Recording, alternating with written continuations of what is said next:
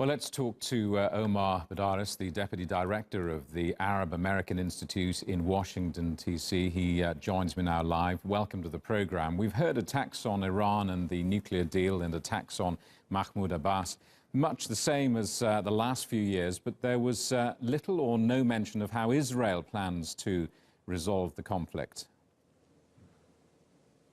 That's right. In a sense, the speech was really typical. There was a lot of pandering. There was one throwaway line about peace with the Palestinians.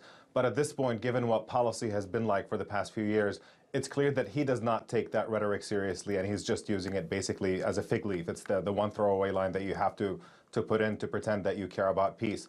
But yeah, the focus was about Iran. The obsession with Iran was definitely there. Now, what's different this time around is the fact that Netanyahu is dealing with a scandal, and he's also working closely with an administration and a U.S. president who's also dealing with scandals of his own. So there is a bit more danger in that they might actually pursue a more confrontational path with Iran to try to distract from their own internal problems. So that really raises the stakes a little bit, and it's unpredictable how that actually plays out. The Trump administration has no doubt emboldened Netanyahu by declaring Jerusalem the capital of Israel and setting a date for the opening of an embassy there.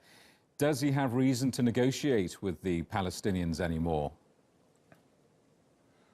He never had the intention to. He was never interested in it. I mean, now it's interesting that there was very tepid U.S. pressure that was insufficient under the Obama administration to try to get them to take the peace process seriously, and they found every way around it and every excuse not to really engage seriously. And at this point, with the Trump administration basically giving them full endorsement, not just with Jerusalem, but with settlement expansion, with threatening to cut aid to Palestinian refugees and so on, clearly whatever vision Trump has about peace essentially boils down to that they want to pressure the Palestinians to deliver them to whatever terms that Netanyahu wants to impose on them. And that's just not going to be a recipe for a long-term peace agreement. And certainly nobody is interested in engaging in any kind of negotiations under these circumstances. And how much was Netanyahu's speech today about appealing to the domestic audience back home and taking the heat off?